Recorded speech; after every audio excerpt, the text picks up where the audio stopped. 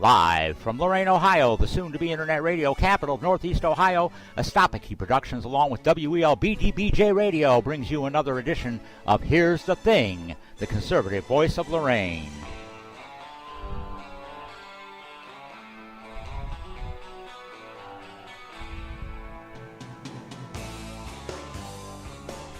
DPR the man, that's who I am, and my opinion, like yours, is that damned important.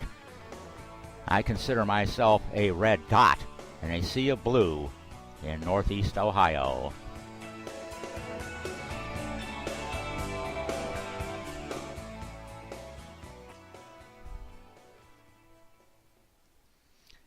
Before we get on with today's fun-filled adventure, I would be remiss if I didn't remind you all that you can interact with this program by simply visiting the heresdathing.com Facebook page or emailing the show at hdt2010@roadrunner.com.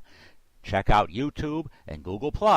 Use the search term, Here's the Thing. All one word, doesn't matter if it's capitalized or not. Here's the Thing on YouTube and Google+. For those of you who listened to the preview, the sound effects towards the end there were part of the song. Just so you're aware of that fact. I just thought it was kind of odd that they showed up and wanted to make sure that everybody understood that it was pulled directly from the movie disc. And so we continue on our adventure.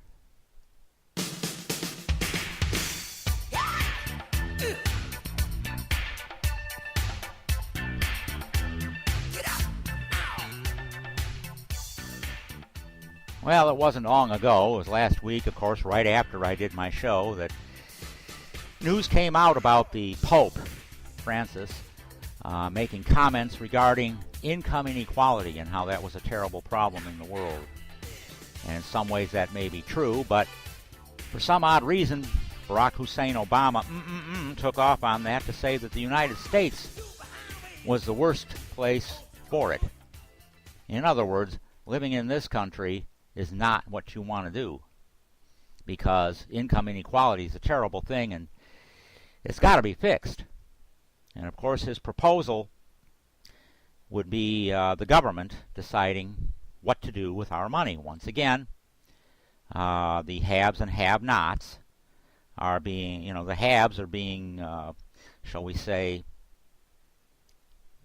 what's the word I'm looking for here? Reprimanded, okay, for the fact that they have more than someone else.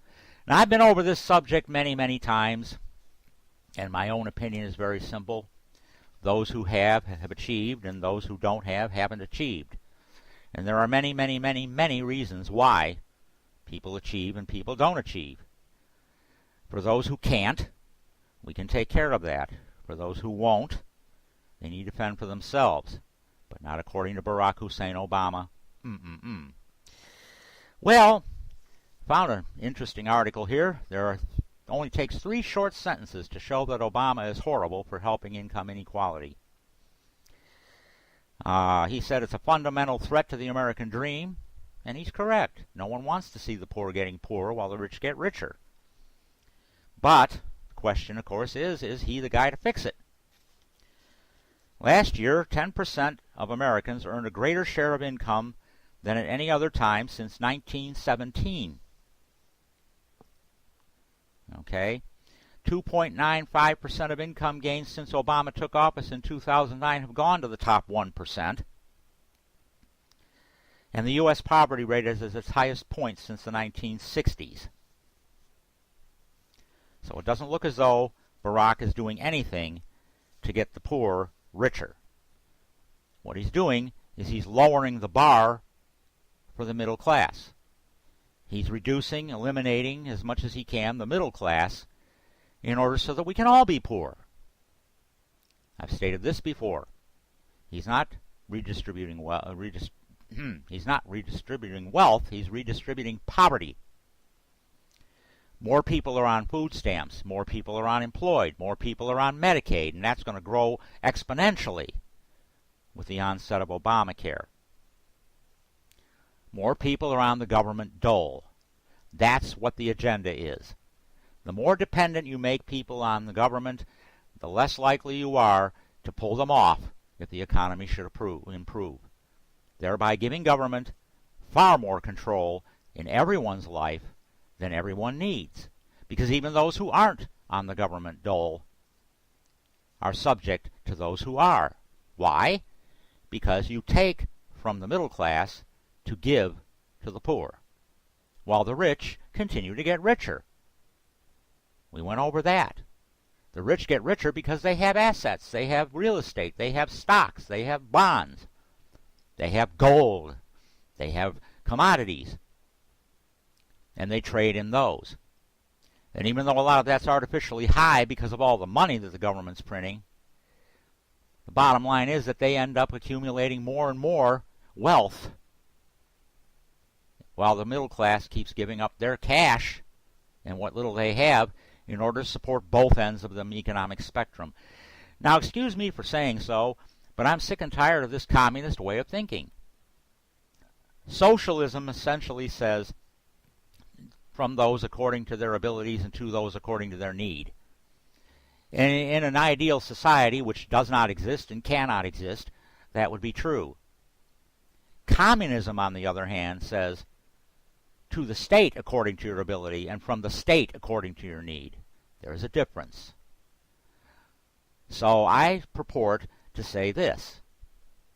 All right, I submit this. Barack Obama and his agenda is not a socialist agenda, it's a communist agenda. Because socialism is not a form of government, it's a form of society. Communism is a form of government. And that's where he's headed. Plain and simple. That's where he'd like us to be. He wants us to come down to the level of the third world countries. Not only does he want to take the middle class out in order to support the poor, he wants to take the United States out in order to support the rest of the world. And yet the rest of the world has less respect for him now than it ever did. And what does Pope Francis know about the economy? If it weren't for the United States of America, the Catholic Church would lose a very large percentage of its income. Where does he think it all comes from? The United States gave over $3 billion in charity last year. I'm sorry, $16 billion. $16 billion. Okay, $16 billion in charity. Much of a lot of it went to Catholic charities, which donated $1 billion. But that's just a tiny fraction of what this country's done. Not to mention rebuilding the economies of Europe and Asia after World War II, Vietnam after that conflict, Korea after that conflict. And they turn around and stab us in the back. Turn on us. Continue to fight us. No, there's no free lunch. When we gave all that, we expected something in return. But by doing that, we were considered evil. We were just supposed to give it away. Now, I'm sorry, but I don't run my life that way. Charity is a good thing, to a point. But when there's expectations put on it, there's a problem. I don't expect anything in return for what I donate. I just expect it to go to where I donated it. So this whole thing revolves around the country's ability to support itself. And the only way that's going to happen is if all of us regular people, people like myself, people like you people out there, who are getting more information now than you ever needed about what's being done to you, you have to learn that if you can't support yourself, this country will not support itself. That's what this country is built on. That's what capitalism is about. The rich sign paychecks. Those paychecks are negotiated by the middle class, who spends that cash and those assets on things to keep the rich going so that the rich can keep signing paychecks. That's capitalism. And whether you like the paycheck you get or not really is immaterial. You chose the job. You chose the profession. You could always try something else if it's available. And as far as the poor go, the government decides who's poor depending upon its agenda. The government decides who's poor depending upon how much money it prints. The government decides who's poor according to whoever they want to buy off. That they want to buy off on any given occasion. You know, Obama's getting ready to buy off the young so that they'll be willing to pay for the older people on Obamacare. He's bought off the insurance companies so that they'll get on board with Obamacare after he scared the bejesus out of them. So keep your eyes on the money, folks. President Barack Obama has no intention of being poor or middle class. He's accumulating wealth, but according to him and according to his agenda, people like him are allowed to be wealthy because their intentions are good. So listen carefully to the context, the syntax, the remarks. Put it together with the events and draw your own conclusions. Speaking of buying off the insurance companies, Megyn Kelly recently reported, and was very angry about it, as she should be, as we all should be, healthcare.gov, believe it or not, does not have a payment mechanism for the insurance companies. There's absolutely no way that the insurance companies know what submission payment they're going to receive regarding the cost of each plan so that the government can make up the difference. Okay, what they plan on doing, let's see how this works here. It says here, you're touting this improved healthcare.gov. How does the system work without a payment mechanism? There's no cash register. Okay, because they told the insurance companies, go ahead and estimate the cost of each plan, and the government will true up the difference later. It's a workaround. Okay. Health plans will estimate how much they are owed and submit the estimate to the government. Once the system is built, the government insurers can reconcile the payments made with the plan data to true up payments, he said. The intent is to make sure plans get paid on time, which is a good thing. Okay. Walmart handled 1 billion page views on Cyber Monday, yet healthcare.gov crashes when as few as 20 to 30,000 people attempt to use it at the same time. Again, Barack decided to buy off the insurance companies by saying that the government will pay the difference between the cost of the plan and the real cost of the plan to the consumer and the real cost of the plan, but has absolutely no connection to the insurance company to allow that to happen. No chart, no payment options. Just, we'll pay. Well, if I were the insurance company, I'd say, well, you know what? If you don't pay your premium, there won't be a plan. I mean, that's what they do to you and I. Okay, so after stumbling through that article, I just had to conclude with that little thought. On the congressional front, South Carolina Representative Trey Gowdy has a history of embarrassing witnesses who refuse to be forthright on serious issues, and the hearing on the president's constitutional duty to faithfully execute the laws was no exception. Simon Lazarus was the witness, and Trey Gowdy asked him a simple question. If the president can ignore the provisions of the immigration law, the marijuana law, mandatory minimum sentencing law, and the Affordable Care Act, what prevents the president from ignoring election laws? Mr. Lazarus was unable to answer the question. As a matter of fact, he stumbled and fumbled and tried to make excuses, tried to sidetrack the questioning into some other subject. Okay, so Mr. Gowdy proceeded to ask a gentleman by the name of Jonathan Turley, a nationally recognized constitutional scholar. Mr. Turley said he wasn't sure what the congressional remedy for the president's failure and refusal to enforce duly passed laws was. He said it was the most serious constitutional crisis in his lifetime.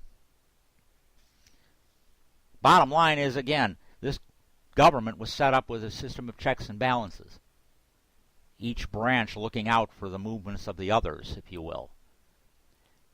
And President Barack Hussein Obama has totally ignored Congress if he doesn't like what they're doing. He's changed the Affordable Health Care Act multiple times after it was passed. He decided not to enforce marijuana laws. He decided not to enforce mandatory minimum sentencing regarding drug laws. And he's decided to attack any state that tries to protect itself from marauding illegal immigrants who have been known to rob people and kill people in places like Arizona, Texas, New Mexico. So, once again, we have to ask ourselves the question, does Barack Obama have any respect whatsoever for the formation and endurance of the republic known as the United States of America? Moving right along, a little follow-up there, Martin Bashir has resigned from MSNBC. And who knows if he'll show up again somewhere, but because of his remarks regarding Sarah Palin, he was pushed out. Now, of course, when he says resign, it probably means he was allowed to leave with at least a small portion of his dignity, but he's gone, and that's a good thing.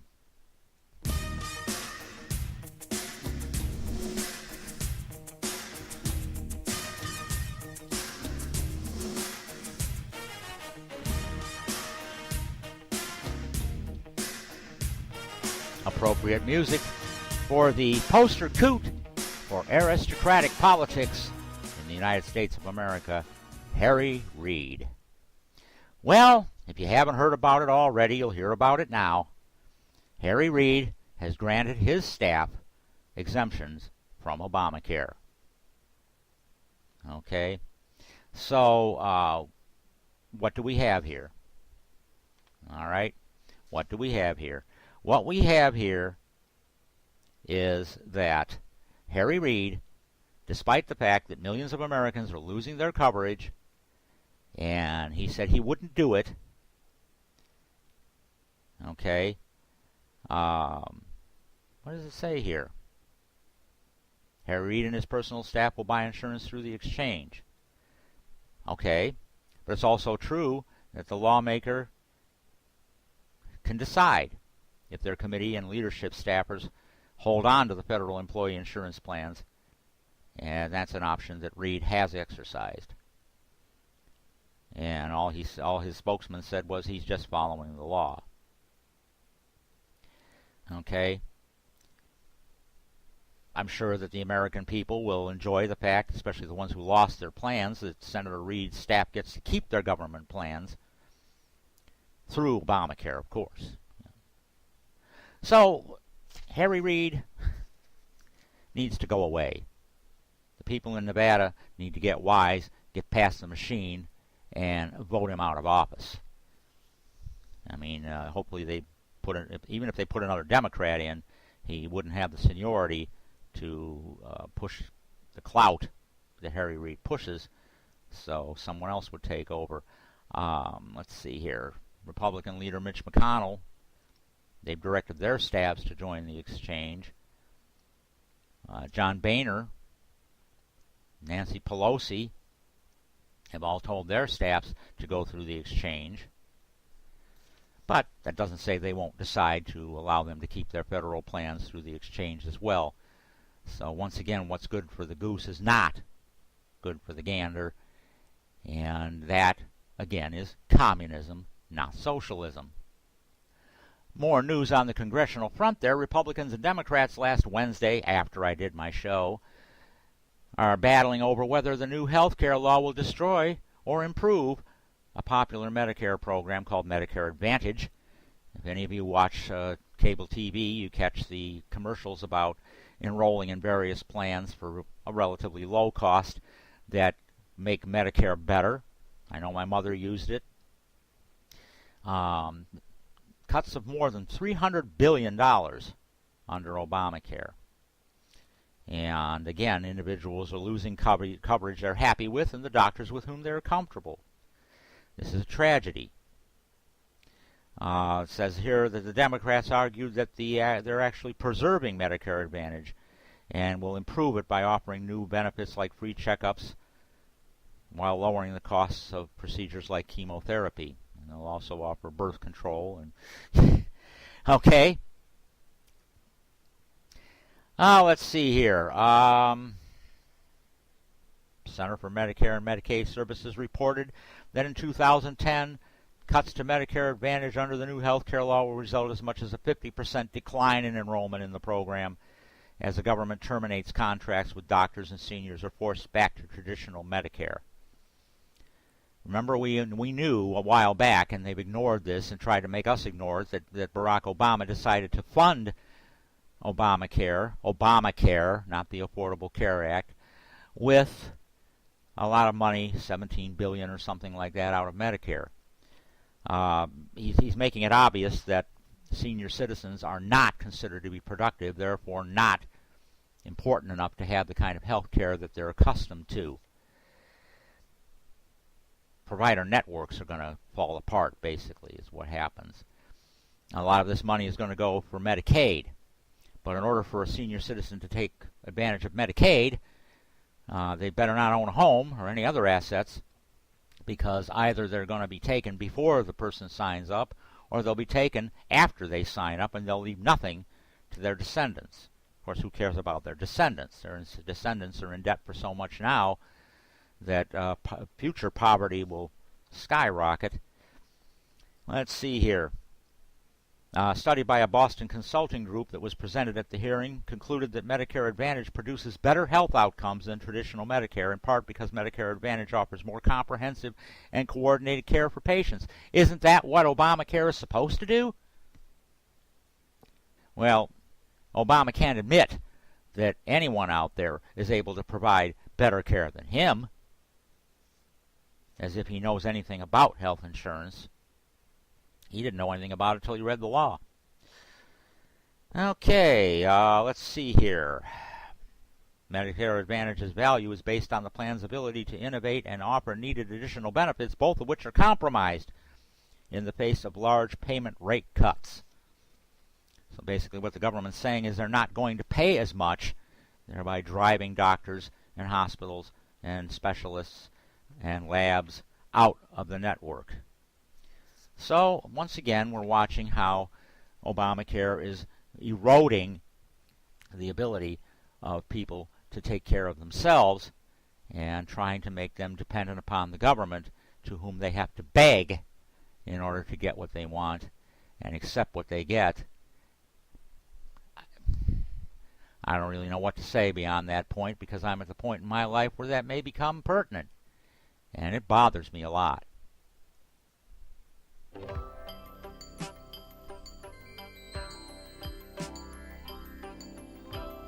Happy music. And why happy music? Well, I tripped over a very interesting article. Very interesting article in, let's see, where was it? Oh, the Independent Journal Review once again. A group of Bikers Against Child Abuse International, helps child abuse victims feel safe. Goes to show what the stereotypes don't tell. Okay? Basically what these people are is a group of people who look like any other biker, except for one thing. 5 to 10 to 20 hours a week voluntarily spent on helping the victims of child abuse. Full criminal background checks. They can only visit the children in pairs, so that no child is left alone with any one of them. And they'll stand with the child at home, at school, and in court to let that child know that there are people out there that are, as one child put it, scarier than the person who abused them. These are the types of things that I just relish, because it shows, once again, that the citizens of the United States of America are perfectly capable of taking care of their own without government interference and government regulation. Of course there's laws against child abuse. Why shouldn't there be? But I'll tell you what, these people are probably better at enforcing them than a lot of the social agencies, who have to be, let's say, overly careful about how they do it, to the extent that they harm everyone involved, including the innocent bystanders, by blaming society for the problem rather than the abuser themselves.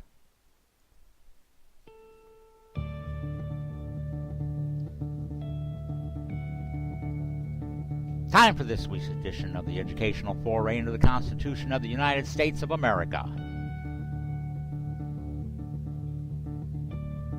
Article 1, Section 3.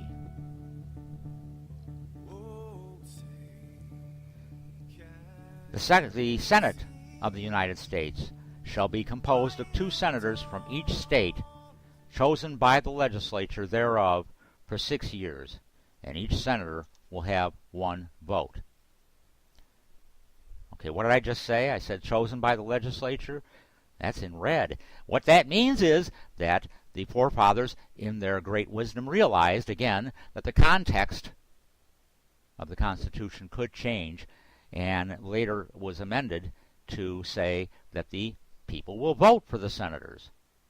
See, at the time that the Constitution was written, again, it was written by aristocrats, landed aristocrats.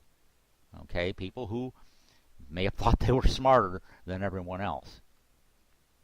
And with the lack of information that a lot of people had because of the slow movement of that information, perhaps they felt that somehow they should have 1 house elected by the people and 1 house elected by the legislature of each state to give the state more power, more states' rights. Later on, it was decided that the citizens of the United States were perfectly capable of electing senators themselves. So not only do they elect them, but in the case of resignation or the vacation of the office by the senator for any other reason, special elections are held rather than having people appointed to it. So the people, once again, have that right to determine who's in office. Okay, 3 classes of senators. Okay, there's the expiration of the 2nd year, 4th year, and 6th year. 1/3 of the Senate is up for re-election. No person shall be a senator who shall not have attained the age of 30 years and been a 9-year citizen of the United States. So once again, even naturalized, legally naturalized citizens can become senators. And they shall not, when elected, if they are not an inhabitant of the state from which they're elected, they cannot be chosen. The Vice President of the United States, a member of the executive branch, shall be President of the Senate, but he hasn't got a vote, or she hasn't got a vote, unless the Senate is equally divided, in which case then the Vice President has a vote. Because there are 100 senators at this point, if it's 50-50, which is highly unlikely at this point, the Vice President of the United States, God forbid it be Joe Biden, would have a vote. Okay, so they have a President pro tempore in the absence of the Vice President, or when he shall exercise the office of President, the President pro tem becomes the President of the Senate if the Vice President has to become President. The Senate shall have the sole power to try all impeachments. Remember, the House of Representatives impeaches, which means they actually bring charges, and the Senate tries it. And for that purpose they shall be on oath of affirmation. When the President of the United States is tried, the Chief Justice shall preside. Now the judicial branch gets involved. Again, checks and balances. And no person shall be convicted without the concurrence of 2/3 of the members present. Well, Harry Reid has his way. It'll be a majority. Judgment in cases of impeachment shall not extend further than to removal from office and disqualification to hold and enjoy any office of honor, trust, or profit under the United States. But the party convicted shall nevertheless be liable and subject to indictment, trial, judgment, and punishment according to law. So even the government can't put a penalty, shall we say a criminal penalty, on one of its own. They can put them out there in the public where they are then again subjected to the regular laws, criminal or civil, that apply to whatever it was they were purported to have done and convicted of doing to the extent that it ran them out of office. So, once again, you see how the checks and balances work. Each branch participating in the other. Something which Barack Obama is abhorrent to. Okay, he doesn't want to have any part of that. He wants the whole government to be run by executive order. And if anybody out there doesn't think he does, then you need to wake up.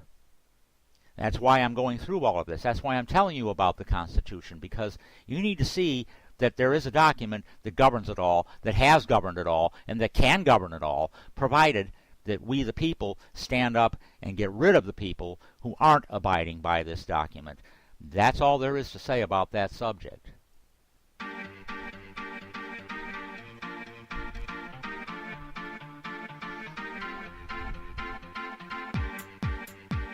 Thank God he's almost done. We're nearing the end of this edition of Here's the Thing. And with that, I must once again remind you to interact with this show via the heresdathing.com Facebook page or message us at hdt2010@roadrunner.com. Don't forget that you can listen to the show on YouTube and Google+. Use the search term, Here's the Thing.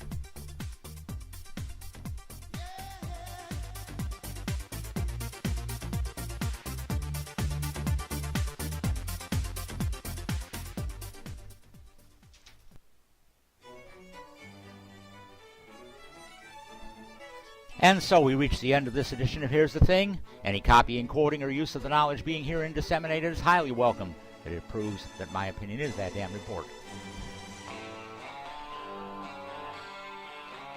Astopiki Productions, along with WELBDBJ Radio, has proudly presented this edition of Here's the Thing for December 13th, 2013. DPR the man, that's who I am. Have a good day, have a good week, have a good life. And come back next week for the next edition of Here's the Thing.